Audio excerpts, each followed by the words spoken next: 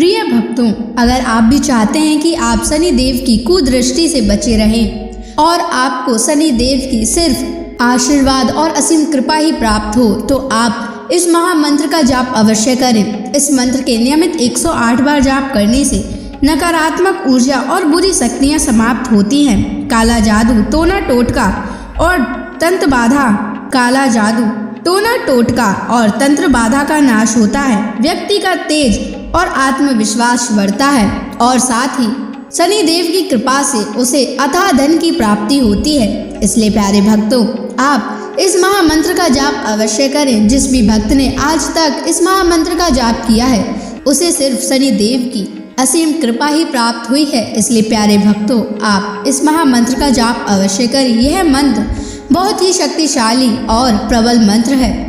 इस मंत्र का प्रभाव तुरंत ही दिखाई देने लगता है और साथ ही आपका जीवन सुखद हो जाएगा। अगर आप शनि देव का आशीर्वाद प्राप्त करना चाहते हैं तो इस वीडियो को लाइक और चैनल को सब्सक्राइब जरूर कर दीजिए और कमेंट बॉक्स में जय शनि महाराज अवश्य लिख दीजिए। तो चलिए भक्तों, मंत्र का जाप करना प्रारंभ करते हैं। ओम ह्रीं सन शनैश्चराय सर्वदोष निवारणाय स्वाहा। ओम ह्रीं सन शनैश्चराय सर्वदोष निवारणाय स्वाहा। ओम ह्रीं सन शनैश्चराय सर्वदोष निवारणाय स्वाहा। ओम ह्रीं सन शनैश्चराय सर्वदोष निवारणाय स्वाहा। ओम ह्रीं सन शनैश्चराय सर्वदोष निवारणाय स्वाहा। ओम ह्रीं सन शनैश्चराय सर्वदोष निवारणाय स्वाहा। ओम ह्रीं सन शनैश्चराय सर्वदोष निवारणाय स्वाहा। ओम ह्रीं सन शनैश्चराय सर्वदोष निवारणाय स्वाहा। ओम ह्रीं सन शनैश्चराय सर्वदोष निवारणाय स्वाहा। ओम ह्रीं सन शनैश्चराय सर्वदोष निवारणाय स्वाहा। ओम ह्रीं सन शनैश्चराय सर्वदोष निवारणाय स्वाहा। ओम ह्रीं सन शनैश्चराय सर्वदोष निवारणाय स्वाहा। ओम ह्रीं सन शनैश्चराय सर्वदोष निवारणाय स्वाहा। ओम ह्रीं सन शनैश्चराय सर्वदोष निवारणाय स्वाहा। ॐ ह्रीं सन् शनैश्चराय सर्वदोषनिवारणाय स्वाहा। ॐ ह्रीं सन् शनैश्चराय सर्वदोषनिवारणाय स्वाहा।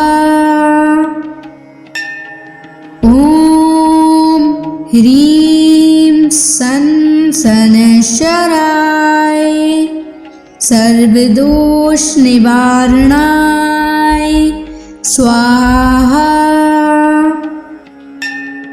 ॐ ह्रीं सन् शनैश्चराय सर्वदोषनिवारणाय स्वाहा।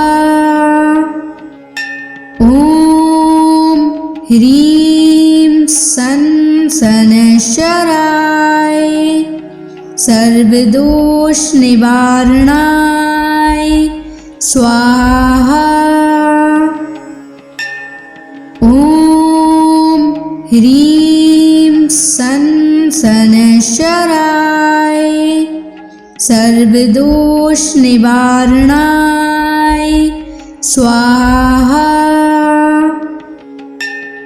ॐ ह्रीं सन् शनैश्चराय सर्वदोषनिवारणाय स्वाहा।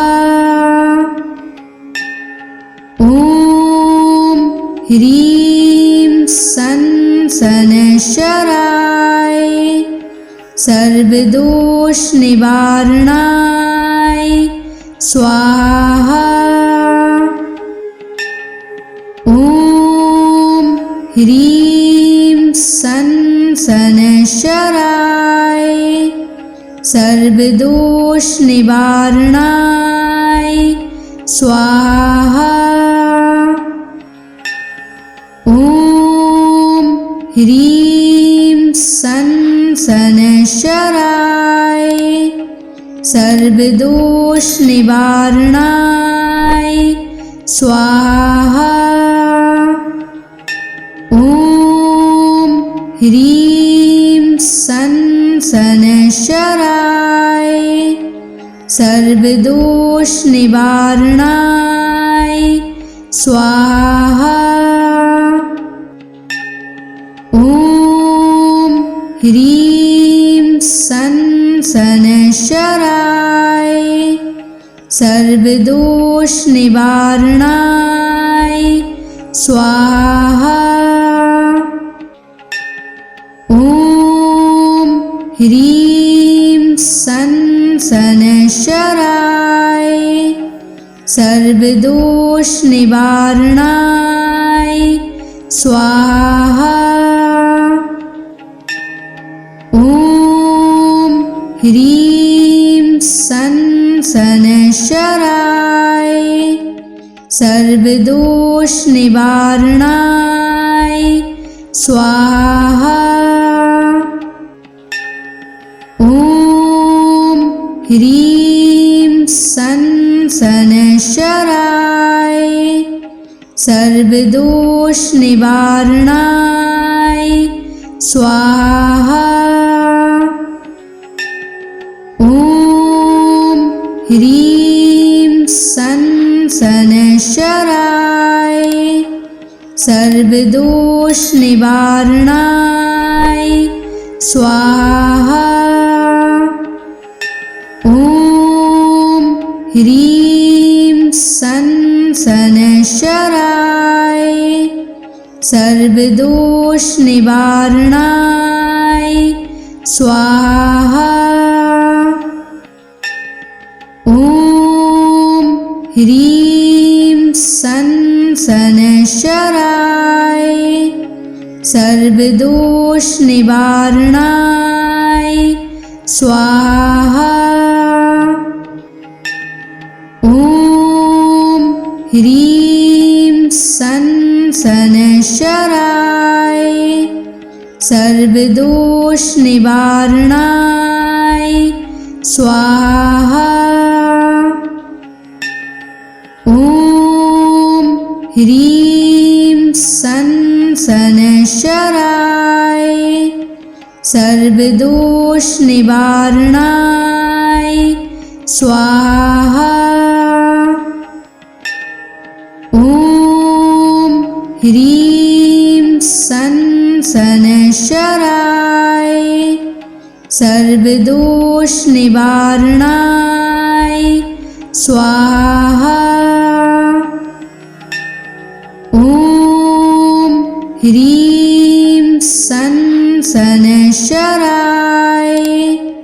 सर्वदोष निवारणाय स्वाहा। ॐ ह्रीं सनशराय सर्वदोष निवारणाय स्वाहा। ॐ ह्रीं सनशराय सर्वदोष निवारणाय स्वाहा। ॐ ह्रीं सनशराय सर्वदोष निवारणाय स्वाहा। ॐ ह्रीं सनशराय सर्वदोष निवारणाय स्वाहा। ॐ ह्रीं सनशराय सर्वदोष निवारणाय स्वाहा। ॐ ह्रीं सनशराय सर्वदोष निवारणाय स्वाहा। ॐ ह्रीं सनशराय सर्वदोष निवारणाय स्वाहा। ॐ ह्रीं सनशराय सर्वदोष निवारणाय स्वाहा। ॐ ह्रीं सनशराय सर्वदोष निवारणाय स्वाहा। ॐ ह्रीं सनशराय सर्वदोष निवारणाय स्वाहा। ॐ ह्रीं सनशराय सर्वदोष निवारणाय स्वाहा। ॐ ह्रीं सनशराय सर्वदोष निवारणाय स्वाहा। ॐ ह्रीं सनशराय सर्वदोष निवारणाय स्वाहा। ॐ ह्रीं सनशराय सर्वदोष निवारणाय स्वाहा। ॐ ह्रीं सनशराय सर्वदोष निवारणाय स्वाहा। ह्रीं सन शनैश्चराय सर्वदोष निवारणाय स्वाहा। ॐ ह्रीं सन शनैश्चराय सर्वदोष निवारणाय स्वाहा। ॐ ह्रीं सन शनैश्चराय सर्वदोष निवारणाय स्वाहा। ॐ ह्रीं सन शनैश्चराय सर्वदोष निवारणाय स्वाहा। ॐ ह्रीं सन शनैश्चराय सर्वदोष निवारणाय स्वाहा। ॐ ह्रीं सन शनैश्चराय सर्वदोष निवारणाय स्वाहा। ॐ ह्रीं सन शनैश्चराय सर्वदोष निवारणाय स्वाहा। ॐ ह्रीं सन शनैश्चराय सर्वदोष निवारणाय स्वाहा। ॐ ह्रीं सन शनैश्चराय सर्वदोष निवारणाय स्वाहा। ॐ ह्रीं सन शनैश्चराय सर्वदोष निवारणाय स्वाहा। ॐ ह्रीं सन शनैश्चराय सर्वदोष निवारणाय स्वाहा। ॐ ह्रीं सन शनैश्चराय सर्वदोष निवारणाय स्वाहा। ॐ ह्रीं सन शनैश्चराय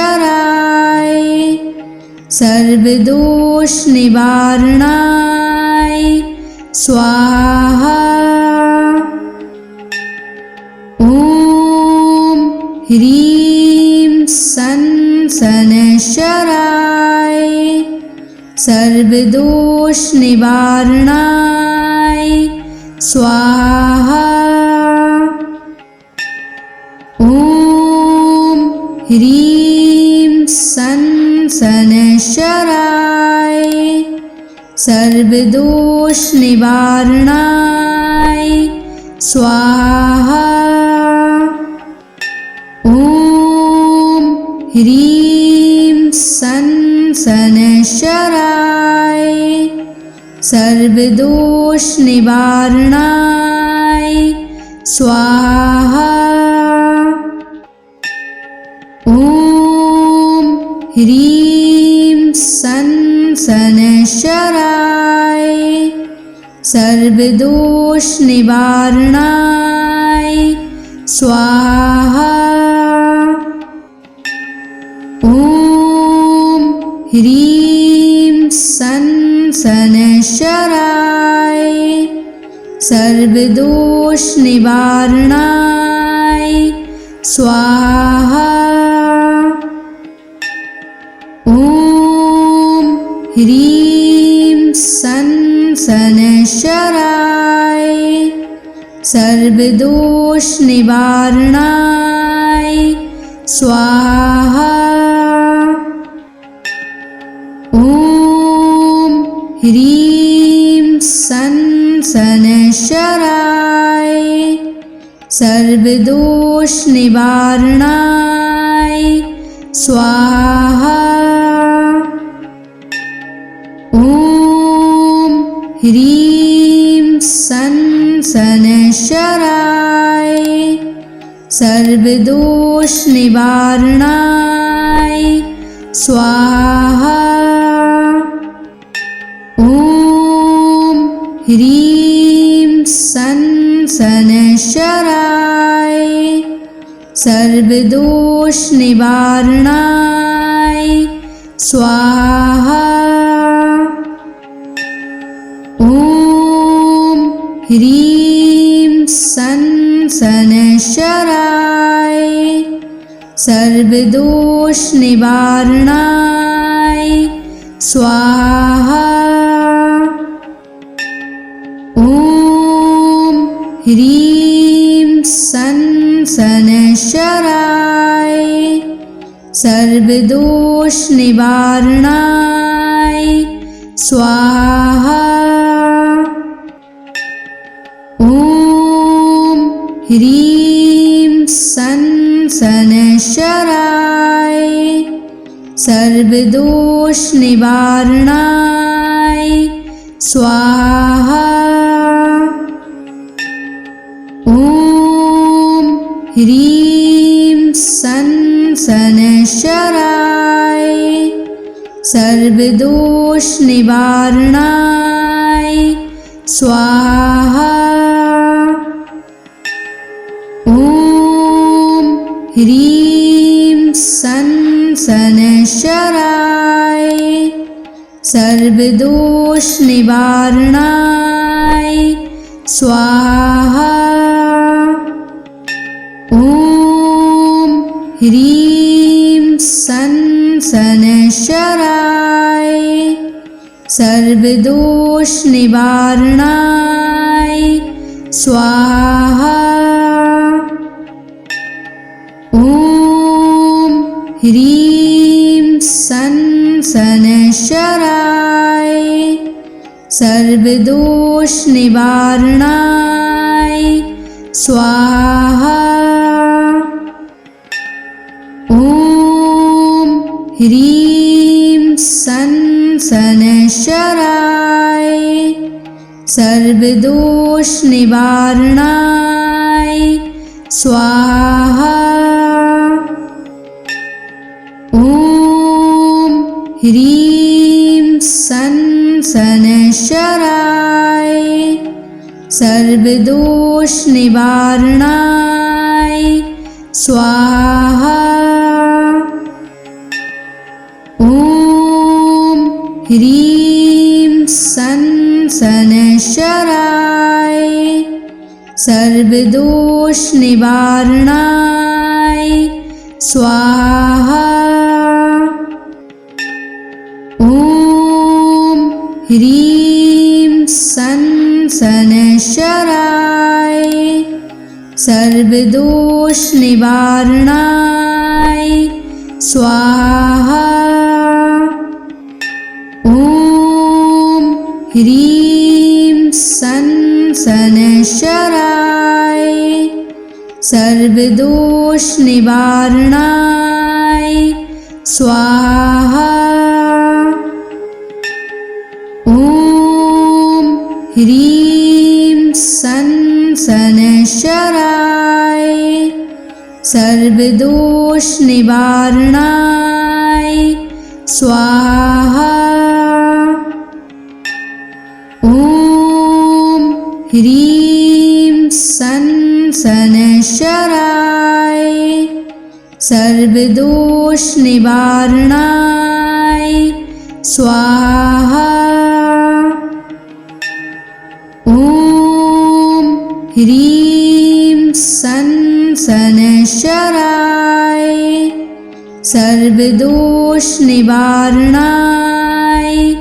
स्वाहा। ॐ ह्रीं सन् शनैश्चराय सर्वदोष निवारणाय स्वाहा। ॐ ह्रीं सं शनैश्चराय सर्वदोष निवारणाय स्वाहा। ॐ ह्रीं सं शनैश्चराय सर्वदोष निवारणाय स्वाहा। ॐ ह्रीं सं शनैश्चराय सर्वदोष निवारणाय स्वाहा। ॐ ह्रीं सं शनैश्चराय सर्वदोष निवारणाय स्वाहा। ॐ ह्रीं सं शनैश्चराय सर्वदोष निवारणाय स्वाहा। ॐ ह्रीं सं शनैश्चराय सर्वदोष निवारणाय स्वाहा। ॐ ह्रीं सं शनैश्चराय सर्वदोष निवारणाय स्वाहा। ॐ ह्रीं सं शनैश्चराय सर्वदोष निवारणाय स्वाहा। ॐ ह्रीं सं शनैश्चराय सर्वदोष निवारणाय स्वाहा। ॐ ह्रीं सं शनैश्चराय सर्वदोष निवारणाय स्वाहा। ॐ ह्रीं सं शनैश्चराय सर्वदोष निवारणाय स्वाहा। ॐ ह्रीं सं शनैश्चराय सर्वदोष निवारणाय स्वाहा। ॐ ह्रीं सं शनैश्चराय सर्वदोष निवारणाय स्वाहा। ॐ ह्रीं सं शनैश्चराय सर्वदोष निवारणाय स्वाहा। ॐ ह्रीं सं शनैश्चराय सर्वदोष निवारणाय स्वाहा। ॐ ह्रीं सं शनैश्चराय सर्वदोष निवारणाय स्वाहा। ॐ ह्रीं सं शनैश्चराय सर्वदोष निवारणाय स्वाहा। ॐ ह्रीं सं शनैश्चराय सर्वदोष निवारणाय स्वाहा।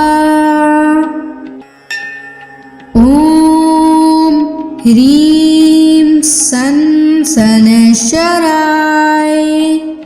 सर्वदोष निवारणाय स्वाहा।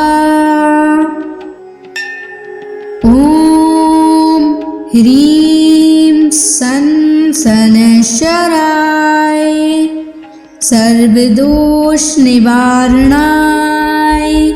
स्वाहा। ॐ ह्रीं सन शनैश्चराय सर्वदोष निवारणाय स्वाहा।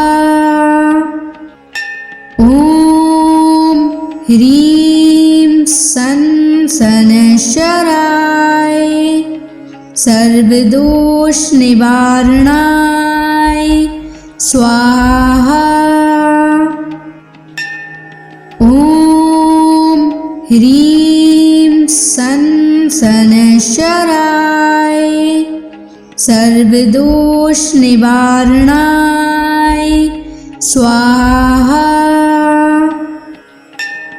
ॐ ह्रीं सन शनैश्चराय सर्वदोष निवारणाय स्वाहा।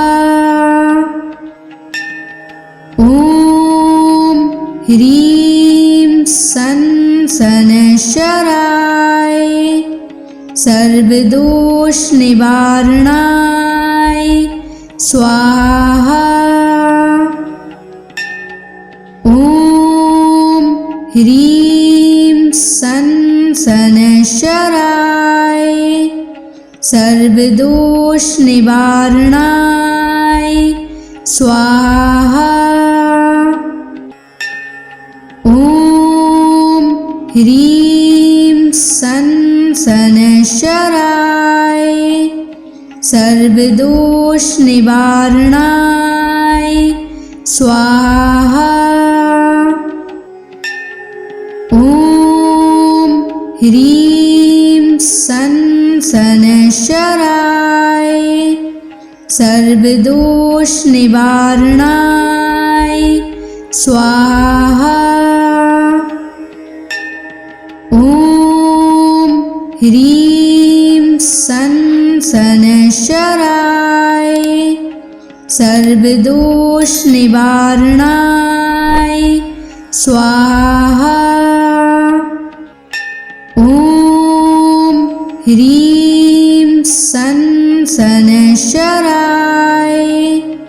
सर्वदोष निवारणाय स्वाहा। ॐ ह्रीं सन शनैश्चराय सर्वदोष निवारणाय स्वाहा। ॐ ह्रीं सन शनैश्चराय सर्वदोष निवारणाय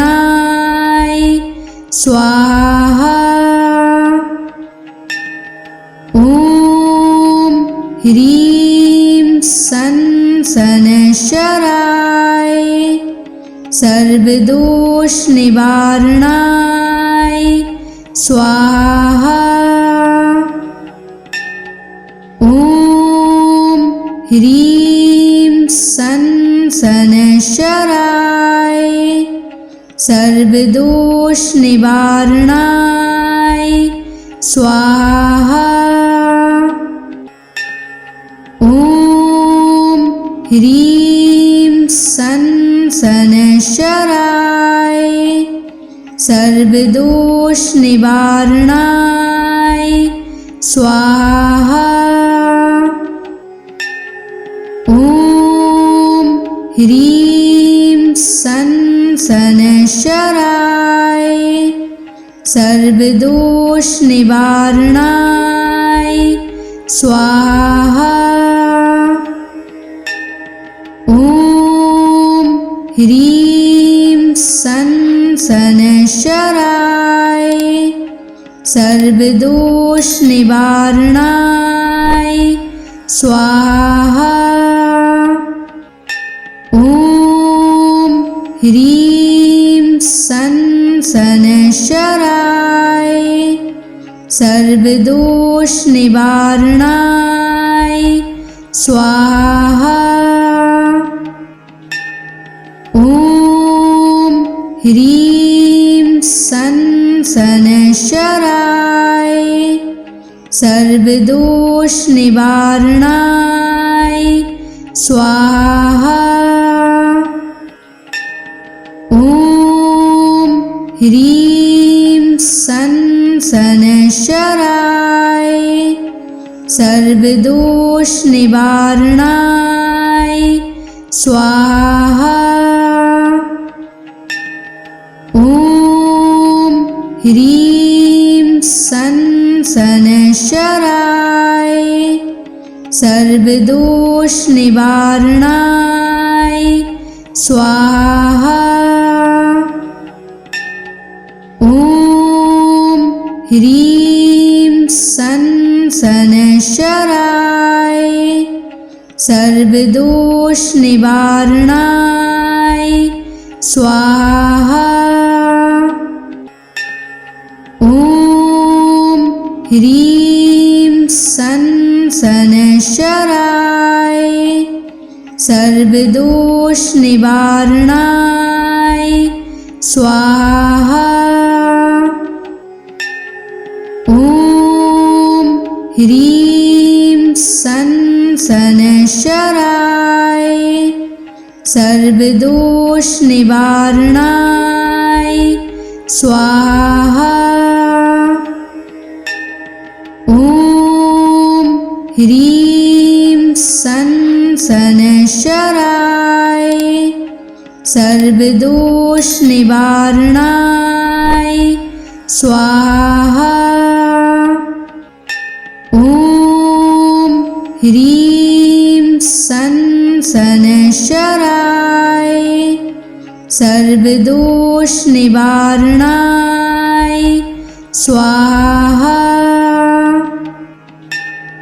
ॐ ह्रीं सन् शनैश्चराय सर्वदोषनिवारणाय स्वाहा। ॐ ह्रीं सन् शनैश्चराय सर्वदोषनिवारणाय स्वाहा। ॐ ह्रीं सन् शनैश्चराय सर्वदोषनिवारणाय स्वाहा। ॐ ह्रीं सन् शनैश्चराय सर्वदोषनिवारणाय स्वाहा। ॐ ह्रीं सन् शनैश्चराय सर्वदोषनिवारणाय स्वाहा। ॐ ह्रीं सन् शनैश्चराय सर्वदोषनिवारणाय स्वाहा। ॐ ह्रीं सन् शनैश्चराय सर्वदोषनिवारणाय स्वाहा। ॐ ह्रीं सन् शनैश्चराय सर्वदोषनिवारणाय स्वाहा। ॐ ह्रीं सन् शनैश्चराय सर्वदोषनिवारणाय स्वाहा। ॐ ह्रीं सन् सनशराय सर्वदोष निवारणाय स्वाहा। ॐ ह्रीं सनशराय सर्वदोष निवारणाय स्वाहा। ॐ ह्रीं सनशराय सर्वदोष निवारणाय स्वाहा। ॐ ह्रीं सनशराय सर्वदोष निवारणाय स्वाहा। ॐ ह्रीं सनशराय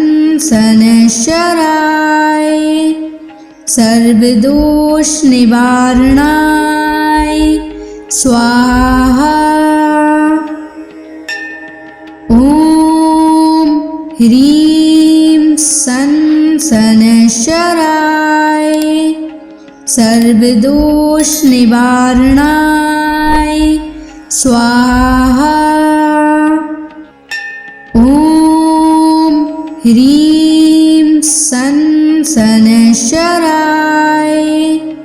सर्वदोष निवारणाय स्वाहा। ॐ ह्रीं सनशराय सर्वदोष निवारणाय स्वाहा। ॐ ह्रीं सनशराय सर्वदोष निवारणाय स्वाहा। ॐ ह्रीं सनशराय सर्वदोष निवारणाय स्वाहा। ॐ ह्रीं सनशराय सर्वदोष निवारणाय स्वाहा। ॐ ह्रीं सनशराय सर्वदोष निवारणाय स्वाहा।